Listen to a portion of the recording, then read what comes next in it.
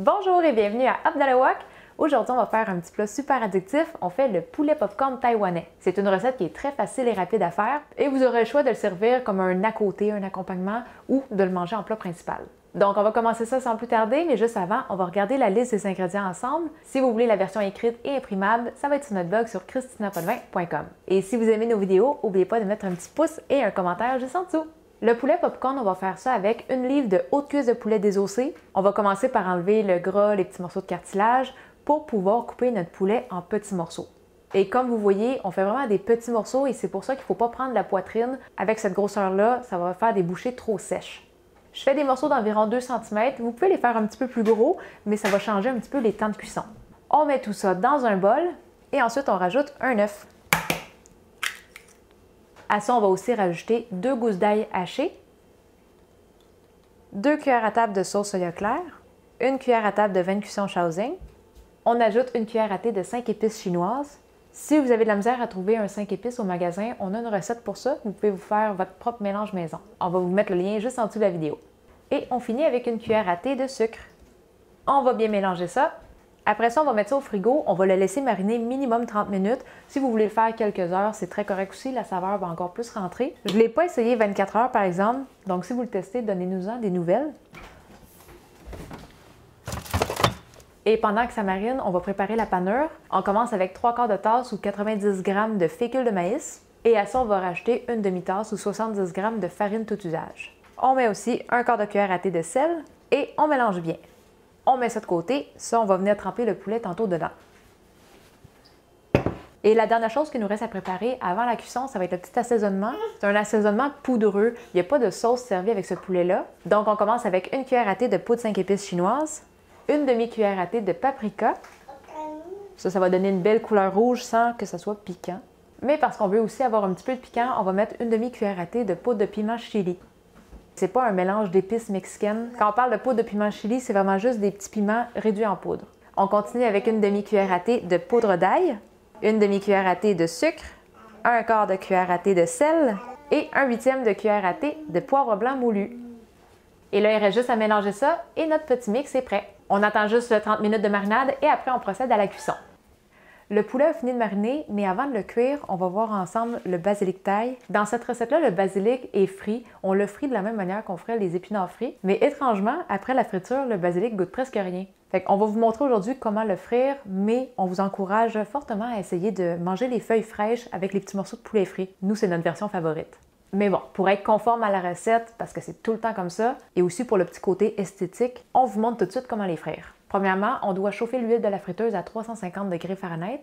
On vous suggère vraiment de prendre une friteuse parce que vous allez avoir un couvercle. Ça, c'est comme les épinards. Une fois que ça touche l'huile, ça éclabousse un petit peu les premières secondes. Donc, c'est un petit peu dangereux s'il n'y a pas de couvercle. Et assurez-vous de bien sécher vos feuilles si vous les nettoyez sous l'eau, parce que plus il y a d'eau sur les feuilles, plus ça fait réagir l'huile. Donc, on détache les feuilles de la tige et on va aller en mettre une petite poignée dans la friteuse. On abaisse le panier et on tient le couvercle en même temps. Et après 2-3 secondes, on peut enlever le couvercle, on va les brasser un petit peu avec des baguettes et on les fait cuire au total 30 secondes. Au bout de 30 secondes, ils n'ont pas l'air prêtes, mais on va les sortir pareil, on va les égoutter un petit peu et on va les mettre sur un papier absorbant. Vous allez voir qu'au bout de quelques secondes seulement, ça va sécher et ça va devenir transparent et croustillant. Donc on va mettre ça de côté. Nous, on va garder la majorité des feuilles non frites parce qu'on préfère cette version-là. Pour le poulet maintenant, c'est vraiment simple. On va juste remuer un petit peu le poulet dans le bol avant de le mélanger à la panure. Et on va déposer un morceau à la fois dans la panure pour éviter que tout reste aggloméré ensemble. On va bien les mélanger en s'assurant que chaque morceau soit bien séparé. On secoue le petit excédent de panure et on met ça dans le panier de la friteuse. L'huile est toujours à 350 degrés Fahrenheit. On peut remplir le fond du panier, mais on essaie de ne pas le surcharger. On met ça dans l'huile et on va cuire pour 4 minutes en brassant une fois de temps en temps. Vous pouvez ajuster les temps de cuisson si vous avez coupé le poulet un petit peu plus gros. Une fois que c'est cuit, on va retirer sur un papier absorbant. Et on fait la même chose pour tout le reste.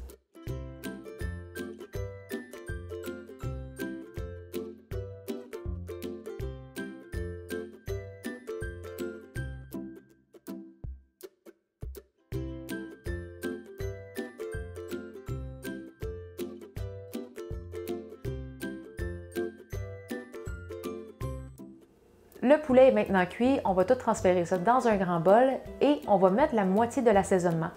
On va bien mélanger ça pour recouvrir tous les morceaux. Et après, on met la totalité du poulet dans un grand plat de service. On met quelques petites feuilles frites à travers. Et on va saupoudrer le restant de l'assaisonnement par-dessus tout ça. Vous n'êtes pas obligé de mettre tout l'assaisonnement en passant. Et c'est prêt, on peut goûter! On va y goûter en premier sans le basilic. La viande est ultra tendre, l'extérieur super croustillant. C'est sûr que ça, c'est l'avantage d'avoir du poulet frit qui n'a pas de sauce. Mais même si vous êtes des personnes qui aiment beaucoup la sauce, vous allez voir que ce plat-là en a pas besoin. Moi, j'aime bien prendre une petite feuille de basilic, faire un tout petit wrap avec un morceau de poulet. Ah ouais. C'est pas la manière traditionnelle de manger ça, mais il faut l'essayer. Et nous, on met pas tout l'assaisonnement. On a découvert que de manger des petites tranches de concombre avec les morceaux de poulet, tremper le concombre dans l'assaisonnement, c'est vraiment bon. Le concombre va alléger les bouchées vu qu'il y a beaucoup d'eau. Faut essayer ça aussi à la maison.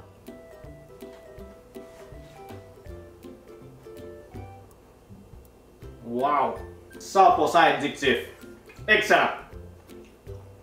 Oh. Fait que c'est tout pour la recette d'aujourd'hui et si vous avez des questions pour nous, la meilleure place pour nous les poser, c'est sur notre groupe Facebook Cuisine asiatique fait maison Hop dans le Wok. Et pour les personnes qui aimeraient contribuer à notre chaîne, c'est possible avec notre page Patreon.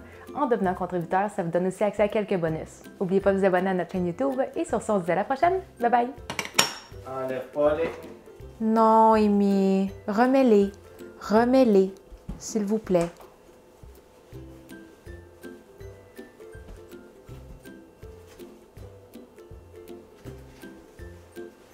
Regarde, regarde, comme ça, comme ça.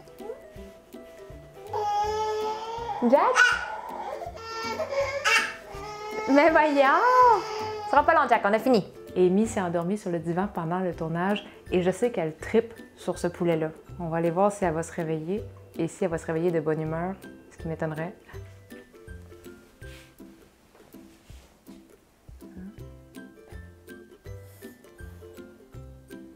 Du poulet.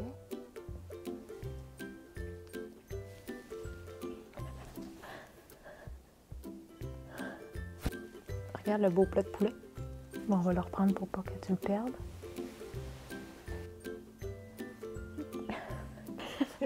Pourquoi tu caches le poulet dans ton cou? Du poulet.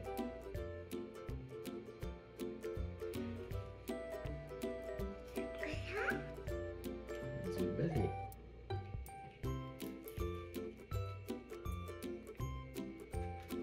Elle va aller manger toutes les feuilles. Elle aime ça.